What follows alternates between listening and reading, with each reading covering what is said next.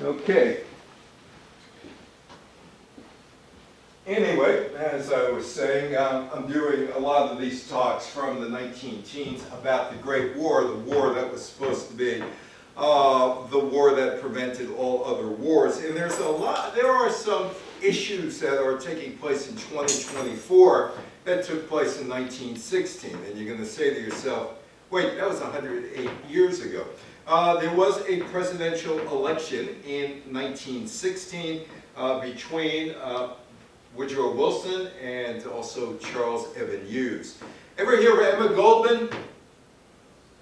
Emma Goldman? We'll talk about Emma Goldman, who was arrested for giving a speech on birth control in 1916. Margaret Sanger opened up a birth control clinic in Brooklyn and it was shut down.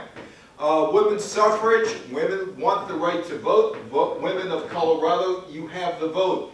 Get it for women of the nation by voting against Woodrow Wilson. That party opposes us getting the vote. There was a woman who was elected to Congress by the name of Jeannette Rankin from Montana in 1916. She was the first woman ever to be elected to Congress. Build the wall. Does that sound familiar? Build the wall? Sound familiar to any of you? 1916. Yeah. There's a wall. There's Uncle Sam. Literacy tests. Literacy tests. If you couldn't pass the literacy test, you couldn't get into the country. Pancho Villa attacks New Mexico, and that touches off or starts a problem between the United States and Mexico and nearly leads to a war with Mexico with the United States. There were two baseball leagues in 1916 that claimed Major League status. There were three in 1915. The Ku Klux Klan is revived thanks to a movie called Birth of a Nation that was released in 1915. The Great Migration is in full swing. African Americans leave the South and head up north, and with it they created the Jazz Age, among other things, when they left in 1916, and also the Harlem Renaissance. You ought to be in pictures. Charlie Chaplin, The Count, Mutual, Chaplin specials. 1916 is when movies come into prominence in the United States. But we got to talk about the war, the Great War. And mamas, don't let your sons grow up to be archdukes, because chances are they may not survive. Like back in the 1860s, Maximilian was a guy from the Austria-Hungary Empire. He was told, you could be the Emperor of Mexico, and he became the Emperor of Mexico during the French-Mexican War. They caught him and he was killed. This is Archduke Ferdinand, and it's 1914. Franz Ferdinand was the heir to the throne of the Austro-Hungarian Empire, and he and his wife were assassinated by a gunman during a drive-through, Sarajevo, in June 28, 1914. Now, Ferdinand ignores these warnings that Serbian terrorist groups, like the Black Hand, are going to get him. The Black Hand is upset because Serbia was annexed by Austria in 1908, and they decide, we're going to try to take him out on June 28th. His wife said, Sophie, let's not go. We go another time. I hear Sarajevo is really nice in the winter. I hear that they may even put an Olympics in Sarajevo at some point in the future. Let's not go. But Ferdinand said, what's the worst that could happen? Well, the worst did happen. His assassination was traced back to a Serbian extremist group that wanted to increase Serbian power in the Balkans, breaking up the Austro-Hungarian Empire. World War I, that was known as the Great War. It starts on July 28, 1914. Austria-Hungary declared war on Serbia, and the peace between Europeans' great powers would collapse. Within a week, Russia, Belgium, France, Great Britain, and Serbia lined up against Austria-Hungary and Germany, and World War I, and it wasn't called World War I at that point, it was just called the war, and then the Great War had begun. The Austro-Hungarian Empire The Austro-Hungarian Empire attacked Serbia in response. Germany supported Austria-Hungary, while Russia sided with its traditional ally, Serbia. And America is watching. America is not getting involved. That's Woodrow Wilson, President of the United States. And he thinks that isolationism is the way to go right now, not get involved. At the outbreak of the fighting, the United States remained on the sidelines of World War I, adopting the policy of neutrality favored by Wilson, President of the United States, while continuing to engage in commerce and shipping with European countries on both sides of the conflict. So Wilson is sitting this out, and he wants to keep trade going. And he can put up with a war as long as money pours into the United States with trade. On August 4th, Wilson declared that the United States would remain impartial in thought as well as in action. This is the Lusitania. It's a ship that went back and forth, New York to Liverpool, Liverpool to New York. And the Germans sank the Lusitania in 1950. Germany declared the waters around the British Isles, this sinking happened to take place off the coast of Ireland, to be a war zone. And German U-boats sunk several commercial and passenger vessels, including some U.S. ships. Widespread protest over the sinking of the U-boat of the British ocean liner Lusitania on the New York to Liverpool, Liverpool to New York route, with hundreds of American passengers on board. This one happened to go from New York to Liverpool. On May 7, 1915, helped turn the tide of American public opinion against Germany. And the SS Arabic was torpedoed. That was August 19, 1915. German submarines sunk the British ocean liner, and they claimed self-defense. The event further strained diplomatic relations between the United States and Germany. Wilson warned Germany that if it was determined they sunk the ship without cause, the United States may cut diplomatic ties and enter the war. I used to speak on cruise ships prior to COVID-19. I haven't gone back on the cruise ships since COVID-19's outbreak in March of 2020, and there are a lot of reasons for that. One is that cruise ships could be a petri dish for other illnesses like norovirus, which I got, and my wife got really sick going from Amsterdam back to North America, so tried to avoid it. But anyway, I was on a Holland American ship at one time. And there was a guy who's a historian for Holland America, and he was talking about the wars. He was talking about World War I. He talked about how there were munitions on these ships, at least Holland American ships, that were going back and forth between North America and Europe. And they also brought immigrants from Europe into America. That was the history of Holland America. So he said there were causes that Germany had to blow up these ships because they were bringing in munitions. Germany would cave, and in September announced that they would no longer sink passenger ships without warning. Satisfied for at least a moment, Wilson chose not to declare war on Germany despite being encouraged by others, including Teddy Roosevelt, who was thinking of running for president, and some members of his cabinet. 1916, the war bogs down. It becomes a stalemate. One of the biggest battles was Verdun. The war is in its third year, and it was consumed by two giant offenses, one from Germany, one from the Allies. They were France and England. These titanic battles involved millions of men, raged for months, but resolved absolutely nothing. Germany planned to draw France into an enormous grinding battle that would drain them of men and supplies. They launched this effort in February by attacking Verdun. For the next 10 months, the armies threw millions of men and countless tons of firepower at each other, including chemical weapons, but from the German side. Monumentum swung back and forth as the seasons changed. In the end, the Germans called off the attack. They had inflicted 370,000 casualties, while nearly suffering the same number themselves. And what did they get out of it? 3 miles. The French held on, and by the standards of this war, it was a victory. The Battle of Verdun ended with an estimated 550,000 French and 450,000 German casualties. Add that up, 1 million casualties over 10 months. And there was another one, the Battle of Somme. It was shorter, it was even more violent, just as futile. It was the first major action for Britain's new armies. On July 1st, the first day of the battle, the attacking British suffered 57,000 casualties. 57 casualties one day. 20,000 of those casualties resulted in death. Some units lost over 90% of their men in just a matter of minutes.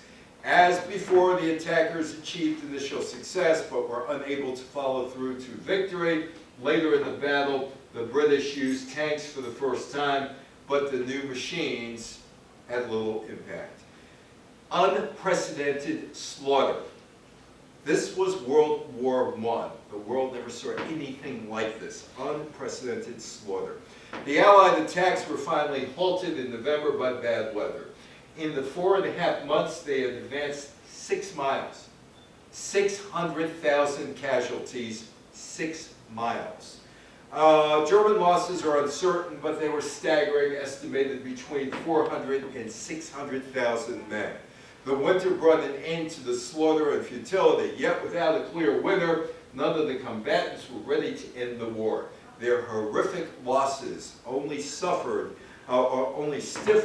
their resolve to keep fighting. Well, the Russians are defeated, which probably made my ancestors really happy. They decided to get out of there. Being Jewish, 25 years in the front, they got out. They didn't want to stay. And fortunately for me, my grandfather came over with my great aunt and my great uncle. The rest of the family stayed. Don't know why, but they stayed. From 1914 to 1916, Russia's army mounted several offensives on World War I's East Front, but was unable to break through the German lines. The defeat on the battlefield, combined with the economic instability and scarcity of food and other essentials, led to mounting discontent among the bulk of Russia's population, especially the poverty-stricken workers and peasants. The increased hostility was directed toward the imperial regime of Tsar Nicholas II and his unpopular German-born wife, Alexandria. Back in 1971 in high school, I had to read Nicholas and Alexandria, the book. And I said to my teacher, why? My relatives told me how much they hated Nicholas and Alexander. Pogroms, being thrown to the front, they escaped. Why? Well, it's a book that's of consequences. I said, big deal. I've heard the consequences. Subsequently, I had to read the book. I wasn't impressed with the book and wasn't impressed with the movie, maybe because my relatives told me what happened and why we were in this country, because of the Tsar. On a good day, they hoped the Tsar would just die. On a bad day, they hoped the Tsar would just go to hell, depending on what day it was. Wilson saw himself as a deal maker, and he wants to broker a deal.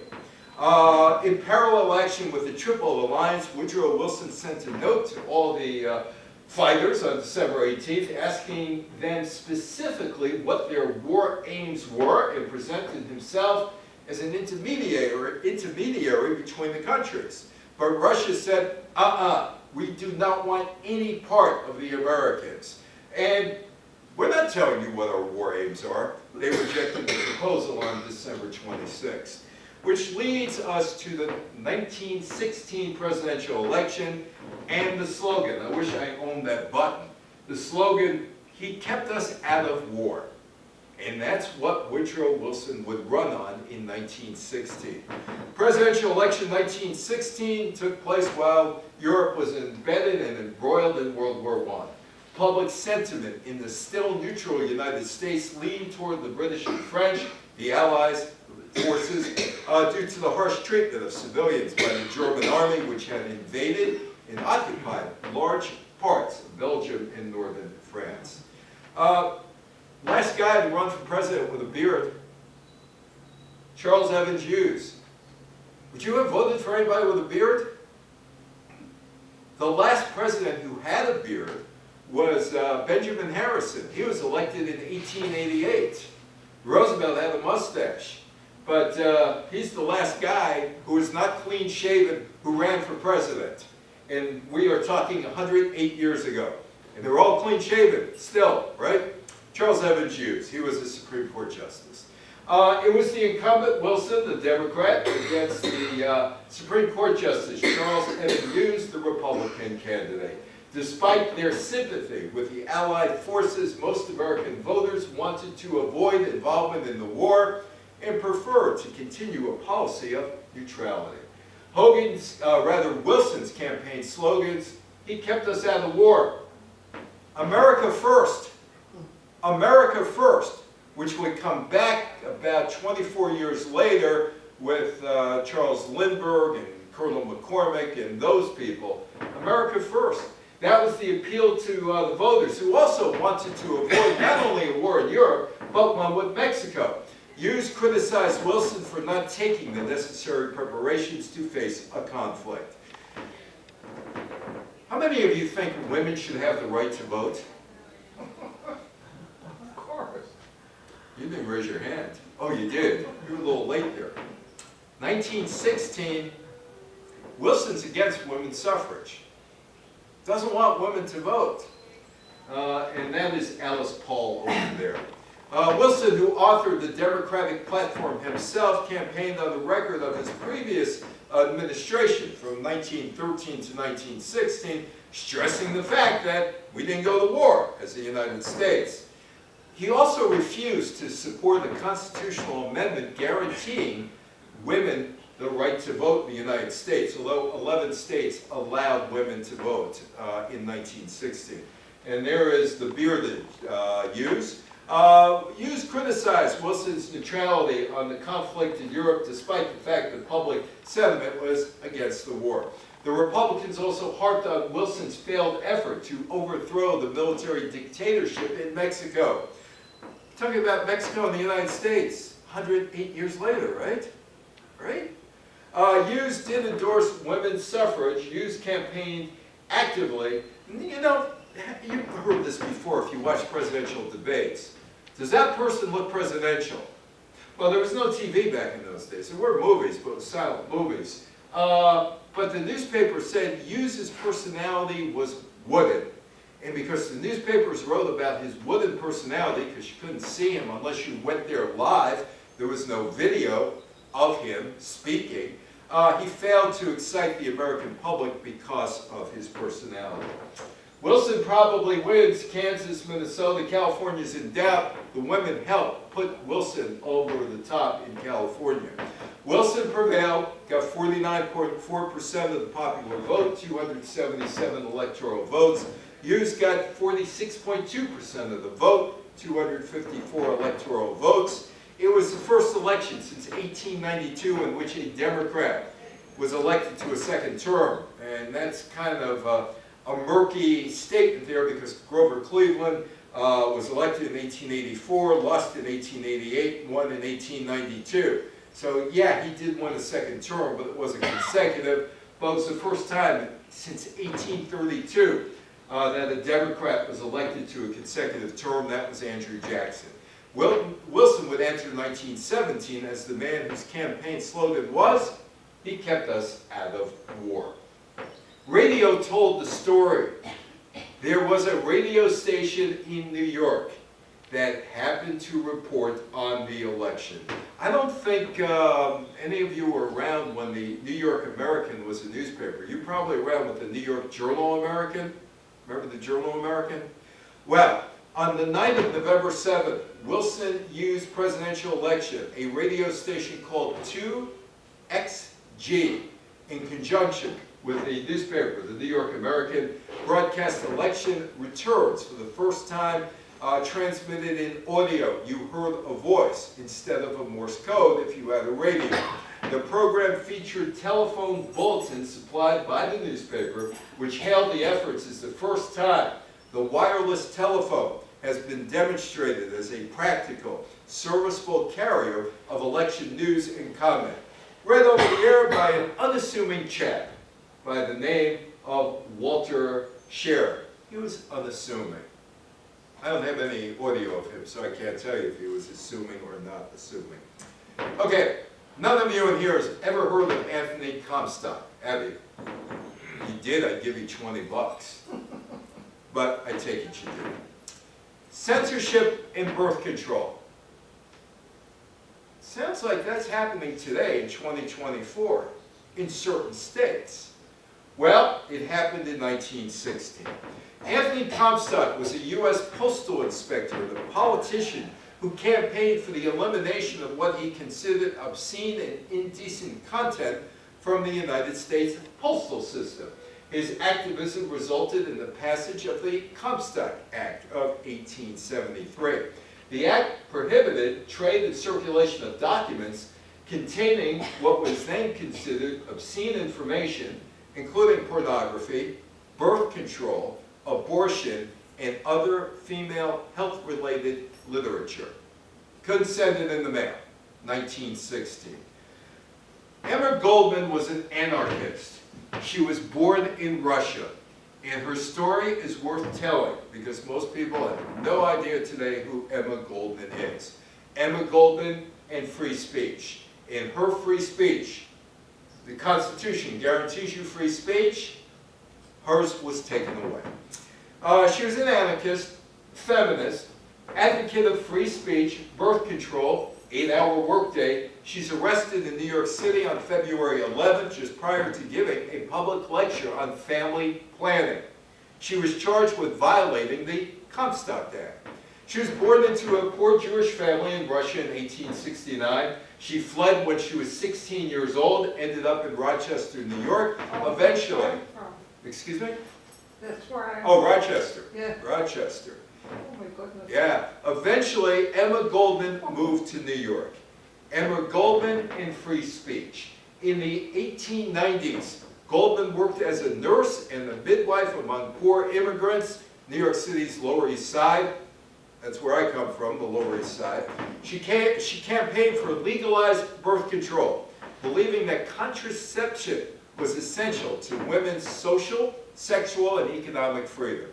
She was arrested in 1915 and again in 1916 and was imprisoned in 1916 for lecturing and distributing material in support of birth control. And she was an early mentor of Margaret Sanger. She was asked to perform abortions but refused because she saw that it would do nothing to tackle the social problem. She fought for birth control as a positive alternative. My grandmother talked about Emma Goldman when I was 7 and 8 years old, down on the Lower East Side. Well, she was born in what, 1903. So it is possible that she and Emma Goldman crossed paths at some point at some speech. Anyway, Emma Goldman and free speech. She was held on the violation of the Comstock Act, which forbid dissemination of information about birth control across state lines. The fine, 100 bucks, about $2,650 today, which Goldman could have paid. Instead, she chose to serve her 2-week sentence in the prison workhouse in order to spend time with those she felt had been dealt a raw deal by the government. Margaret Sanger, birth control, Brooklyn. Clinic open here for birth control. Challenges police. Mrs. Margaret Sanger in charge at 26 Amboy Street, Brownsville. First in the United States. District Attorney's Office is studying the case. Arrests are expected soon. She didn't perform abortions. All she did was talk about birth control. That's all she did.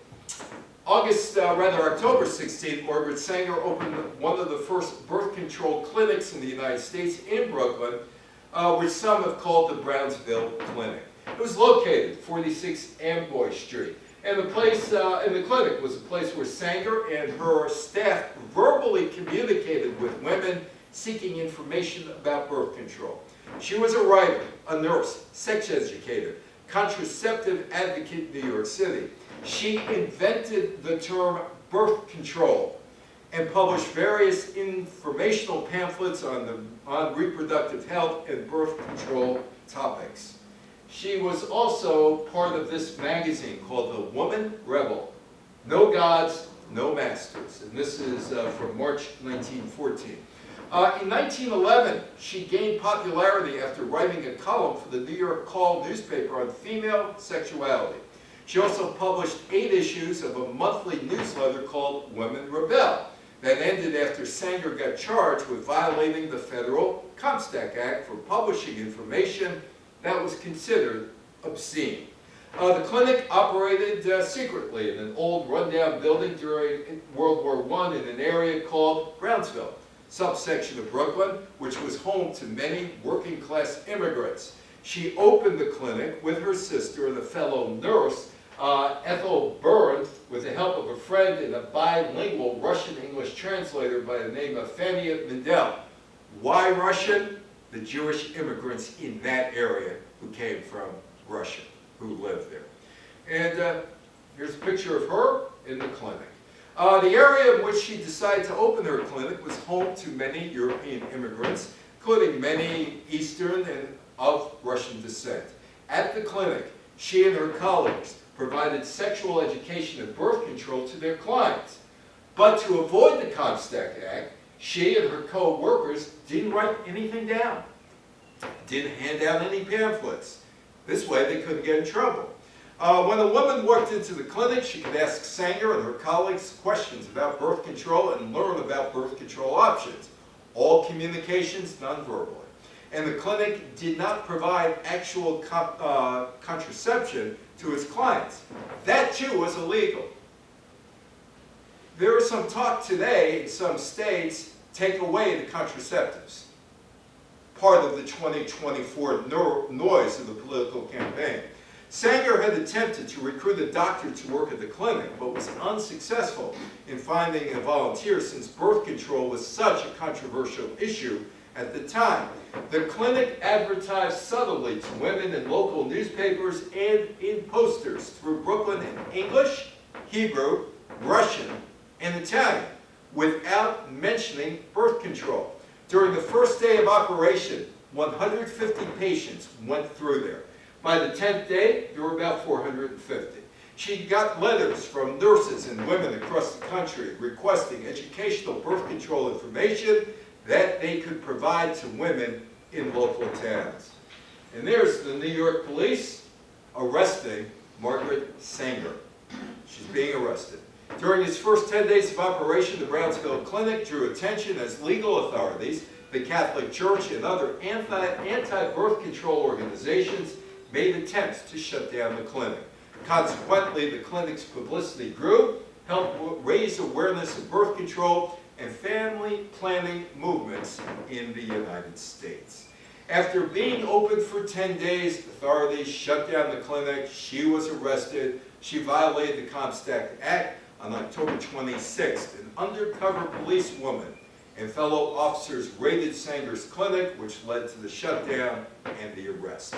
She was released from jail the following morning and reopened the clinic on November 14th. It's outside the clinic. Looks like a parking lot for carriages, doesn't it? Outside the clinic. Police arrested Sanger again for maintaining a public nuisance by keeping her clinic open after being ordered to close it permanently. After a third attempt to open the birth control clinic on November 16th, the police forced the landlord to evict Sanger and her co-workers, and the clinic was permanently closed. Margaret Sanger and birth control. Despite her efforts to avoid legal intervention, she participated in her trial. January 28, 1917, the court gave Sanger the choice to promise she would not attempt to open the clinic in return for not serving jail time. Sanger went to jail. As a result, she served 30 days in the Queens County Penitentiary, New York City. Her sister, Byrne, was also sentenced to 30 days imprisonment and began a hunger strike that garnered media attention. Prison staff eventually force-fed Byrne to eat through a tube. She put out a movie. The movie was called Birth Control, Margaret Sanger's message for the millions. It was a 5-reel movie. And it came out on April 10th, or was supposed to come out April 10th, 1970. it's late 1916 or early 1917. It's before the trial, so it could have been December 1916. She decided to make a movie. The movie was called Birth Control, or The New World. It's a lost documentary film produced and starring Margaret Sanger, describing her family planning work with the cards, because there was no sound. It was the first film banned under the 1915 United States Supreme Court ruling in the Mutual Film Corporation versus Industry Commission of Ohio, which held that the exhibition of films did not constitute free speech. Supreme Court said films, silent films, well, they don't have the protection of free speech. The banning of birth control was upheld by the New York Court of Appeals on the grounds that a film on family planning may be censored in the interest of morality, decency, public safety, and welfare. 1916. Some politicians are talking about this 8 years later, yes? Any information on how they did that? The Supreme Court said, Abandoning the crowd? yes, Supreme Court said movies had no right to free speech in 1915. That was the case involving Charlie Chaplin. But the New York, obviously the DA went to the courts, and the New York Court of Appeals said, can't show. Wilson's against women's suffrage. Now that we go from birth control and women's control of their bodies, we go to, well, whether or not women can vote. Welcome, suffragette envoys. Alice Paul leads the fight to get women the right to vote in the United States, but it's a fight that landed her in jail because politicians didn't think women, American women, should vote. How many agree with that? That women should vote. Alice Paul was born in 1885, brought up in New Jersey on Quaker values which were based on equality, racial and gender equality. She pursued an unusually high level of education for a woman of her time, graduating Swarthmore College in 1905. She received a master's in sociology in 1907, a PhD in economics in 1912 from the University of Pennsylvania. Sometime during that time, in the late 1900s, she went over to England to study social justice. It was there she ran into Emmeline and Christabel Pankhurst, who were leading the movement in the United Kingdom to win voting rights for women. She decided to join the Pankhurst movement in the UK for the vote after she learned everything she could. From that movement, she brought it back to the United States, and there is Alice Paul. Anybody know who Alice Paul is? No. She's got a museum in New Jersey.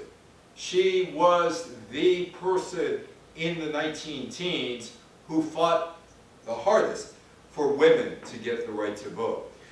She realized that being polite and asking sweetly for the right to vote was not getting women anywhere, and that radical tactics were necessary. For a woman, that meant standing on the street corner, holding a sign, or speaking from a stage, and that was considered a radical act. While in prison in England, she learned that hunger strikes were an effective way to get attention and get sympathy for the cause. She returns to the United States in 1910, and she turns her attention to the American suffrage movement.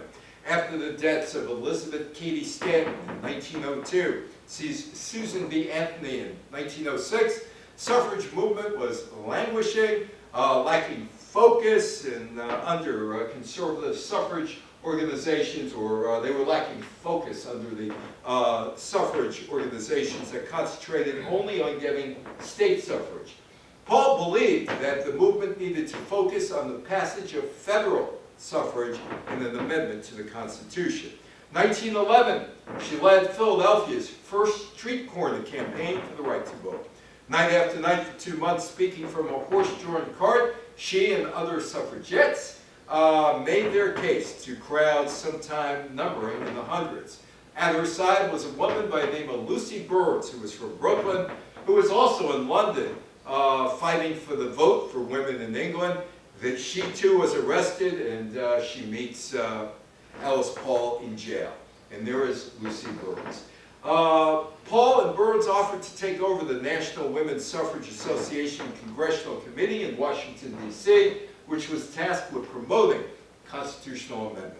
Paul topped her action list with a plan for a parade, a spectacle of a sort that had never been seen in Washington. And the date was March 3rd, 1913, the day before Woodrow Wilson became president. And there were about 8,000 women marching, wearing white, or wearing colorful caps and capes, and they're on mounted brigades, and they got decorative floats, and they're going down Pennsylvania Avenue. The first float proclaimed, "We demand an amendment to the Constitution of the United States enfranchising the women of the country." The word demand was an incendiary word, something nice women didn't do. They were putting unsympathetic Wilson on notice. They expected action. No sooner was Paul's parade underway when thousands of onlookers spilled onto its path, blocking its progress. Men spit at the women. They threw lighted cigarettes at the women, hurled insults. The police didn't bother to break it up. They stood there. They didn't do anything, the police. To the surprise of many, Paul was actually pleased by the chaos because it made headlines from coast to coast. Here's a woman on a donkey. What voting means? It means freedom for women to vote against the party this donkey represents, the Democrats and Woodrow Wilson. In 1916, only 11 states had granted women full voting rights, including Wyoming, Utah, Colorado, Idaho, Washington, California, Arizona, Kansas, Oregon, Nevada, and Montana. The National American Women's Suffrage Association President Carrie Chapman Catt unveiled what she called the winning plan to get the vote at last, a blitz campaign that mobilized state and local suffrage organizations all over the country with a special focus on recalcitrant regions. Women's suffrage. We were voters out west. Why deny our rights in the east? Places like New York, New Jersey, Pennsylvania, Massachusetts. They did not allow women to vote. Wilson stated that the Democratic platform would support suffrage during the 1916 presidential campaign, and but it was lukewarm. And the Republicans also said, okay, we'll support it, but the Republicans actually had boots on the ground while the Democrats didn't. In the run-up to the 1916 election, a group of suffragettes led by Alice Paul organized the National Women's Party, whose members would be enfranchised women and whose goal was to promote a national amendment on suffrage. In the spring, the campaign trail, dubbed the Suffrage Special or the Petticoat Special or the Golden Special for the wealth of the women who were working there, brought suffragettes to the West to campaign on their issue.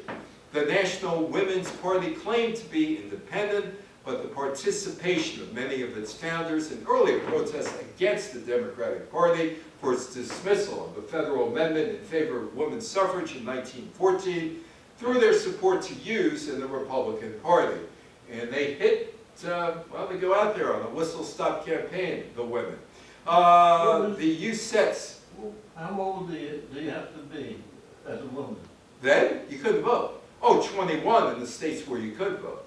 The USETs, they were referred to, as they were referred to, made political history. First time a party, the Republicans, had committed to using women in such a visible way. They went through 28 states, traveled 11,075 miles, gave 1,840 speeches, indoors and out, in circus tents, coliseums, movie palaces, street corners. They were trying to get the women's right to vote. And here they are at one of their stops, giving their speeches, used in the women. Smear campaign, accusing the women on the train of being the idle rich, undermined their appeal to progressives and the working class, and it was effective, and the women speakers had to respond to those accusations. Jeanette Rankin becomes the first woman member of Congress in 1917. She's voted into office on November 7th, 1916. First woman ever elected to the U.S. House of Representatives, first woman to hold a seat in either the Senate or the House of Representatives. She ran for one of Montana's 2 seats in Congress as a progressive Republican in 1916. She got strong support from not only women, but men. Born in 1880, she was a trailblazer, an activist from a young age. She graduated Montana State University. She worked as a social worker in Washington before joining the women's suffrage movement in that state, which extended to women the right to vote in 1910. By 1914, she was experienced in navigating the suffragette battle, and she was a lobbyist for the National American Women's Suffrage Association, where she contributed to the suffrage campaign in Montana. When she announced her candidacy for a House seat in Montana in 1916, a lot of people were skeptical. Her election, she's never going to win, long shot at best. But she benefited from her political experience as an activist, and her brother Wellington was very well off, and he supplied the money for her campaign. And she becomes Congresswoman Jeannette Rankin. During the campaign, she was a staunch pacifist, and she said she would not vote for U.S. participation in World War I. After her victory, she said, "I'm deeply conscious of the responsibility, and it's wonderful to have the opportunity to be the first woman to sit in Congress. I will not only represent the women of Montana, but also the women of the country, and I have plenty of work cut out for me." Literacy tests in immigration. Well, by 1916, people are calling for literacy tests. For me, the good thing is all my grandparents were already in the country. And they probably would have been allowed in the country. There was a growing backlash against newly arriving immigrants by 1916. The prevailing thought was older immigrants were skilled, thrifty, hardworking like native-born Americans, and recent immigrants from Southern and Eastern Europe were unskilled. They were ignorant, predominantly Catholic or Jewish, and they weren't assimilating into American culture. Something had to be done. America was becoming a dumping ground. And this guy, the Massachusetts Senator Henry Cabot Lodge, is at the head of stopping the immigration. Congress had enough support to pass an Immigration Act in 1916. Woodrow Wilson said, no, not going to do it.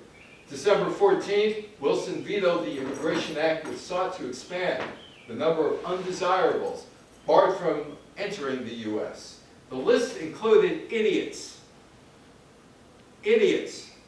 criminals, insane persons, or mentally or physically defective. They didn't include morons. I don't know why they didn't include morons. Figure if they included idiots, they would have included morons, right? The president had objected to the banning of the illiterate. Congress would not stop Wilson, though. That would come in 1917. A war between the United States and Mexico, borders, well, Pancho Villa attacks Columbus, New Mexico. The political situation in New Mexico was always a matter of great concern to the United States, and still is all these years later. There was trouble in 1915 and 1916. Several revolutionary armies in the field fighting the elements of the government of Victoriano Huerta, as well as each other. The fragmented opposition was led at various times by Carranza or Zapata or Francisco Pancho Villa. In October 1915, Woodrow Wilson decided to support Carranza against the other revolutionary forces and allowed American railroads to be used in transporting Carranza's troops. This mobility allowed Carranza to inflict heavy losses on his opponents. Pancho Villa retaliated by attacking U.S. nationals in Mexico.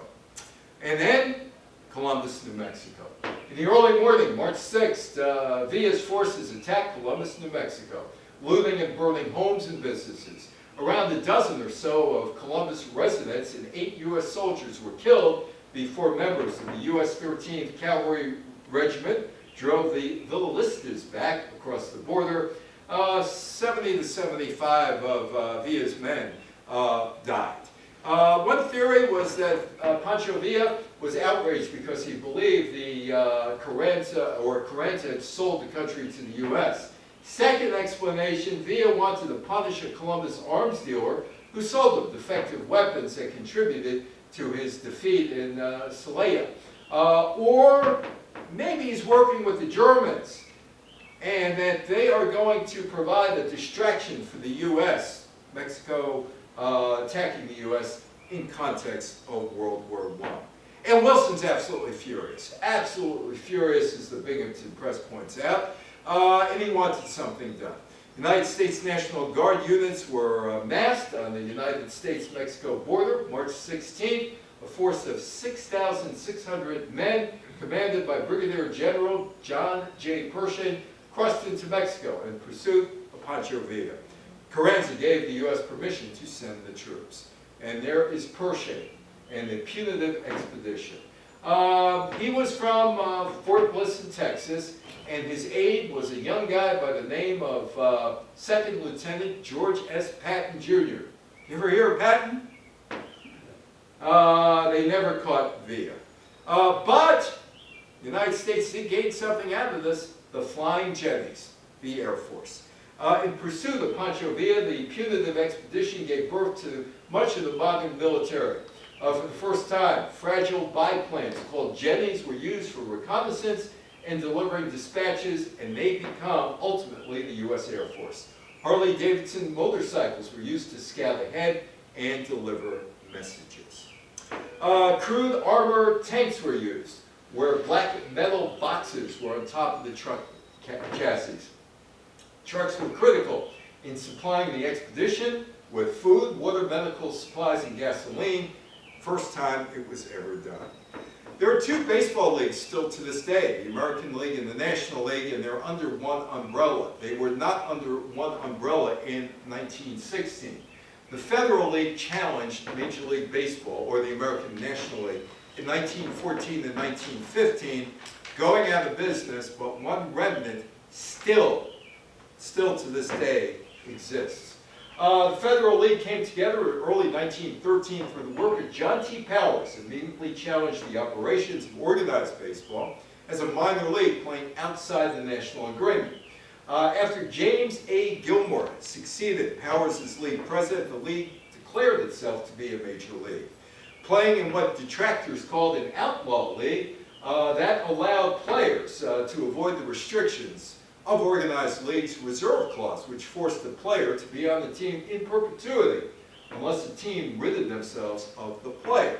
The competition of another better-paying league caused player salaries to skyrocket, demonstrating the bargaining power of potential free agents for the first time since the war between the American League and National League ended in 1903 with the signing of the National Agreement.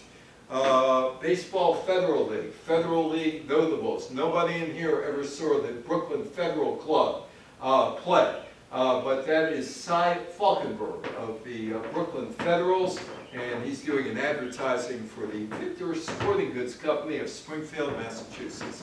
Federal League lasted 2 years, 1914 and 15. Last league that challenged the National and American Leagues in obtaining players.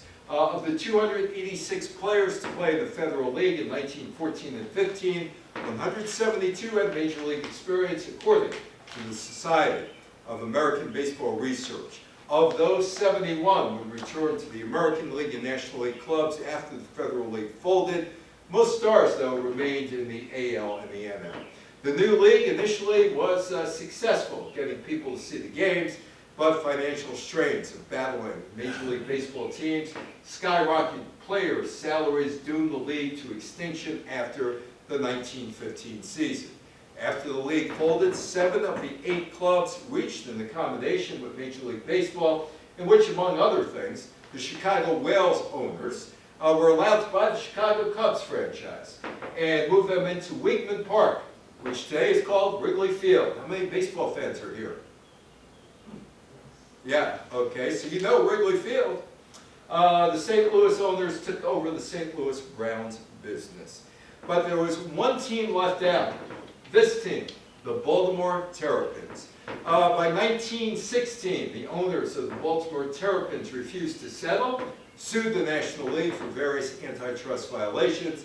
Terrapins ownership alleged that the buyout was in violation of the Sherman Antitrust Act. The Terrapins owners, wanted to be admitted to the National or American League as a big league club, but Major League owners didn't think Baltimore was a suitable market, primarily because they thought the city was too small. There was one other factor. The American League and National League owners also thought Baltimore had too much of a black population. Baseball had a color barrier, and the last colored players to play Major League Baseball were employed in 1884. The lawsuit eventually would have a significant impact on the baseball industry. The revival of the Klan. Oh, there you go, lynching. February 1915, upon viewing the movie Birth of a Nation at a special White House screening, President Woodrow Wilson reportedly remarked, "It's like writing history with lightning. My only regret is that it is all so terribly true." Wilson believed in the lost cause. April 11, 1913, he segregated the post office, which was home to over 60% of the federal jobs at the time and employed many black workers.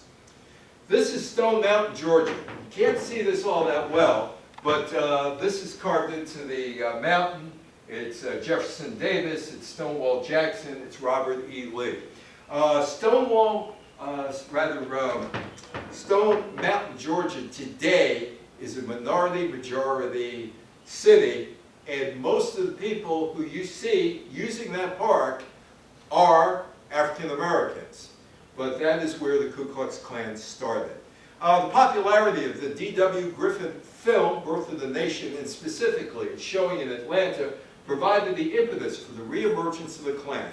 Inspired by Birth of the Nation, the Alabama-born William J. Simons held a ceremony atop the Stone Mountain on November 25, 1915, to announce the reformation of the Ku Klux Klan.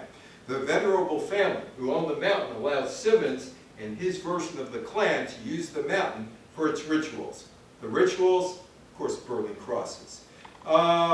This is the movie, the D.W. Griffith movie, Birth of the Nation. It portrayed Reconstruction as catastrophic. It showed radical Republicans encouraging equality for black people, who in the film are represented as uncouth, intellectually inferior, and predators of white women. This racist narrative was widely accepted as a historic fact. On the opening of the movie, December 6, 1915, Simmons and fellow Klansmen dressed in white sheets and Confederate uniforms paraded down Peachtree Street in Atlanta with hooded horses, firing rifle salutes in front of the theater. This is Salt Lake City, Birth of the Nation, 1916, the movie house. Simmons' effect was powerful, and screenings in more cities echoed the display, including, think of this, you go to a movie, and the ushers have white sheets on. Klansmen also handed out, as you were in the theater, KKK literature before and after screenings. The NAACP protested Birth of the Nation, but the film's popularity was too strong. Meanwhile, as this is going on, the Great Migration, the Exodus. African Americans are finally leaving the South. The migration began with black families escaping Selma, Alabama in the winter of 1916. Their quiet departure was scarcely noticed except for a single paragraph in the Chicago Defender. That was a colored newspaper, as it was called in those days, to whom they confided that the treatment doesn't warrant staying. Driven from their homes by unsatisfactory economic opportunities and harsh segregation laws, many headed north, where they took advantage of the need for industrial workers that arose during World War I. When World War I broke out, industrial urban areas in the north, Midwest, and west faced shortage of industrial laborers as the war put an end to the steady tide of European immigration to the United States. If you're a stranger in the city, if you want a job, if you want a place to live, if you're having trouble with your employer, if you want any information or advice of any kind, call upon the Chicago League on Urban Conditions Among Negroes. No chargers, we want to help you. With war production kicking into high gear, recruiters embraced Black Americans, or wanted Black Americans and embraced Black Americans to come to the North, and Southerners were not happy. Black newspapers, particularly the widely read Chicago Defender, published advertisements touting the opportunities available in the cities of the North and South, along with first-person accounts of success. The Great Migration, and there they go, that cartoon. In the decade between 1910 and 1920, the black population of Northern American cities grew by large percentages. New York, 66%, Chicago, 148%, Philadelphia, 500%, Detroit, 611%. Yeah.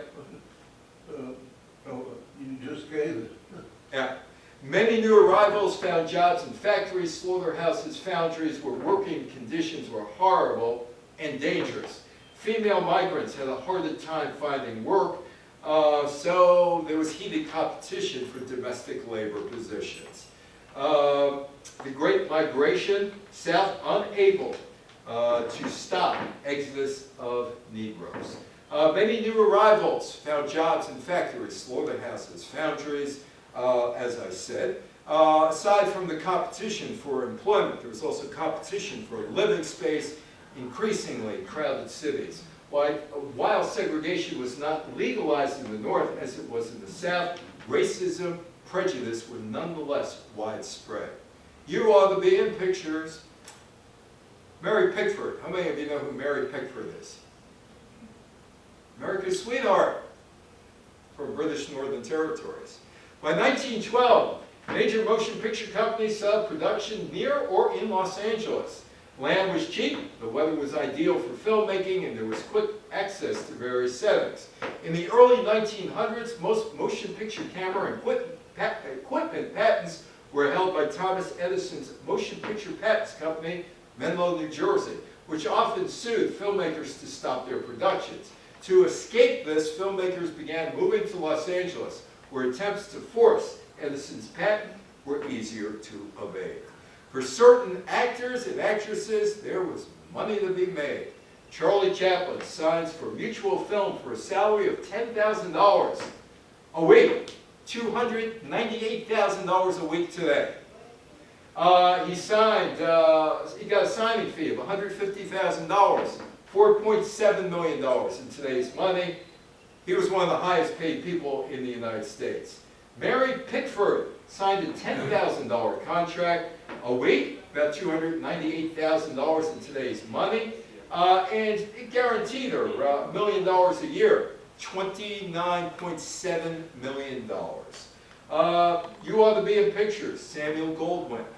July 16th, Famous Players. Lasky is formed through the merger of Adolph Zucker's Famous Players Film Company and Jesse L. Lasky's Feature Play Company. Later in the year, the studio acquires distributor Paramount Pictures. On November 19th, Samuel Goldfish and Edgar Selwyn established Goldwyn Pictures, later to become one of the most famous independent filmmakers.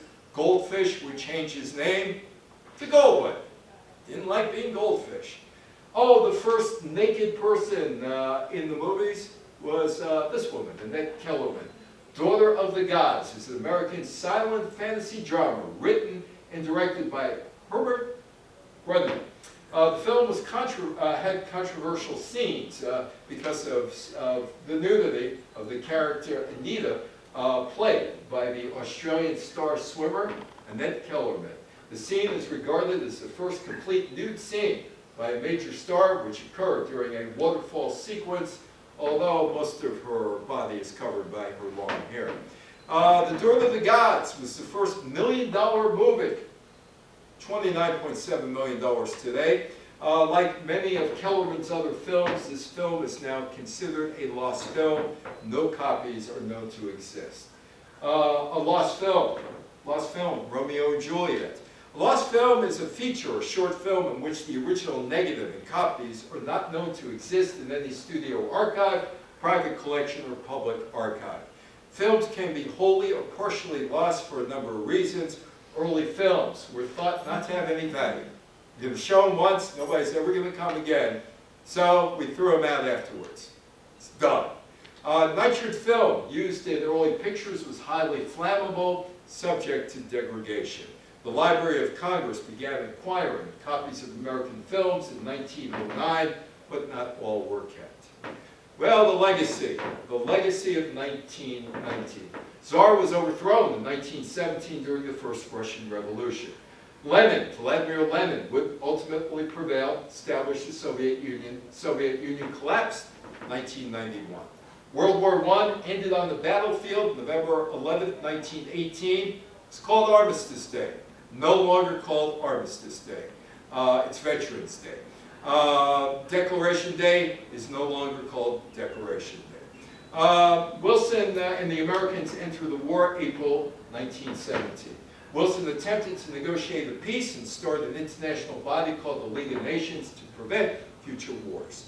The Americans never joined the League or signed off on two treaties to end it. The 1919 Treaty of Versailles and the 1923 Treaty of Lausanne. Wilson re-elected 272 votes. California gives him the 3,000 vote plurality. A lot of that came from women. He would suffer a stroke in 1919 after a cross-country trip in September. The stroke left Wilson an invalid. Wilson's wife, Edith, became the de facto or acting president of the United States. Wilson planned to run for a third term in 1920. Emma Goldman. In 1917, she was arrested for violating the 1917 Espionage Act for speaking out against the selective draft law. After 2 years in prison in Missouri, she was deported to Russia, 1919, along with several hundred other radical immigrants. She lived and worked in Russia until 1921. She left disillusioned with the Russian Revolution. Exiled from the United States, Emma Goldman traveled through Europe delivering lectures as an advocate of anarchism and individual freedom. She lived for a time in Saint-Tropez, France, where she wrote her memoir, Living My Life of 1931, and in Toronto, Canada, where she died in 1940. Ironically enough, she is buried in Chicago, Illinois. Planned Parenthood. In 1921, Margaret Sanger founded the American Birth Control League, which subsequently became the Planned Parenthood Federation of America. In 1923, she established the Birth Control Clinical Research Bureau. 2021, Planned Parenthood denounced Margaret Sanger's belief in eugenics. Eugenics, a popular theory during the early part of the 20th century, was an ideology that labeled certain people unfit to have children. Votes for Women.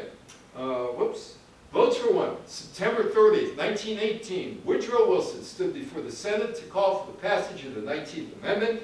On August 18, 1920, in Tennessee, the 19th Amendment to the Constitution was ratified. November 2nd of that year, more than 8 million additional women across the United States were able to vote for the first time. Jeannette Rankin voted against America's entry into World War I and World War II.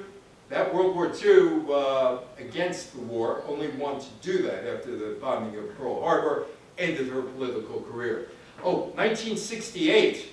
1968. That would be 52 years after she was elected to Congress. She was about 85 at the time. She organized an anti-Vietnam War rally in Washington, D.C. Immigration restriction.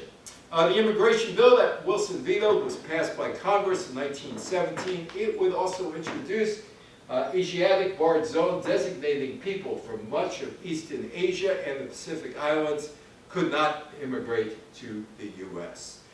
There's the Tsar, there's Pancho Villa. He was never captured. After the overthrow of the Carranza government in 1920, he was granted a pardon.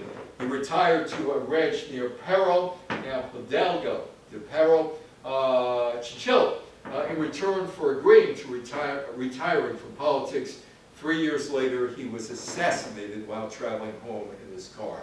On March 12, 2024, the Mexican President Andres Manuel Lopez Obrador praised Pancho Villa's attack on Columbus, New Mexico, a raid that killed 18 Americans, mostly civilians. He called the attack daring and said we should thank Villa for it. We should thank Villa for, among other things, the daring feat of having attacked Columbus, New Mexico to prevent what he considered acts of treason. That is the Baltimore Orioles baseball team coming to Baltimore in 1954.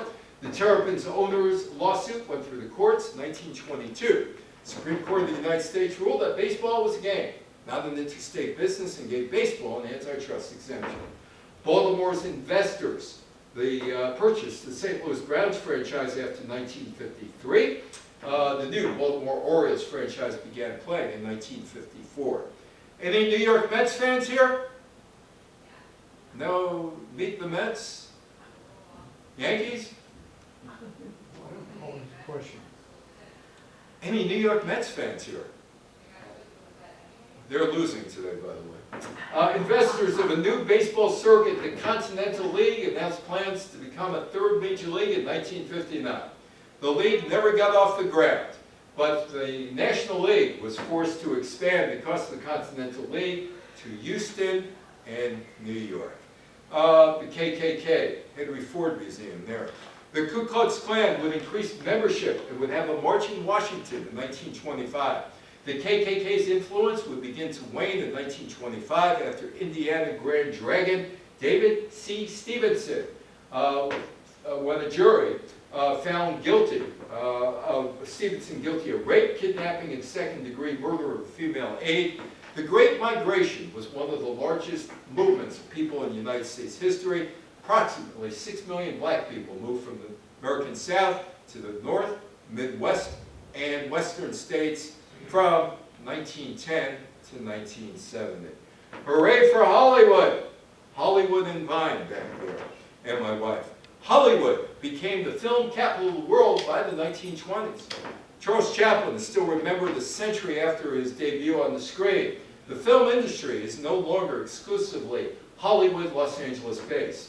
Around the United States, including Yonkers, Yonkers has a film studio now. Yonkers gave them tax breaks. Around the United States, municipalities give production companies massive tax breaks to set up shop in their city, which is what Yonkers is doing on the Hudson River. New York, Atlanta, and Vancouver, British Columbia have become movie-making hotbeds. And yeah, radio, look at that kid. That kid is 15 years old. Now that kid's 68 years old. Interviewing Bob Hyland, who was a player with the New York Football Giants, which is their name. That's Spring Valley High School. The New York Giants football team is playing a charity basketball game against Spring Valley High School teachers. And there's that 15-year-old kid doing an interview for radio. That's me. There you go. The New York station, 2XG. In New York, Lee DeForest Experimental Highbridge Station, because it was in Highbridge in the Bronx, signed off during World War I. It returned in 1919. On October 13, 1921, the DeForest Company was issued a broadcasting station authorization in the form of a limited commercial license with the randomly assigned letters WJX. It was the first broadcasting license for a station in New York City proper, but it doesn't appear the license was used much, and the station eventually faded into oblivion. Any questions, any comments? It's your turn. Your turn. Yes? Excellent history. Thank you. And has much changed? Yes or no? Oh, yes. I don't know. Birth control, abortion, Mexican border, racism. I'm going to go. I've only got 2 votes, my wife and myself. Yeah. And it begins with your lecture. Okay. You're voting for me. No, I'm No. saying when we vote. Oh, when we vote. Right. See, I was always a lousy candidate. Lousy candidate. But your wife has the vote. Thanks to those women. Good talk. Yeah. Emma Goldman. How many now want to look at more about Emma Goldman? You know, was she interesting? Yeah, interesting one. We'll be back here in July. We have nothing in June, but we'll be back here in July. Thank you very much. Yeah. Thank you. So, My name is Elaine Cohen. oh, hi, Elaine. I'm from Rochester. From Rochester. Did they have that cloud there over Rochester from November, December, January, and February, the same cloud that never moved? The what? Cloud. Clown. A cloud.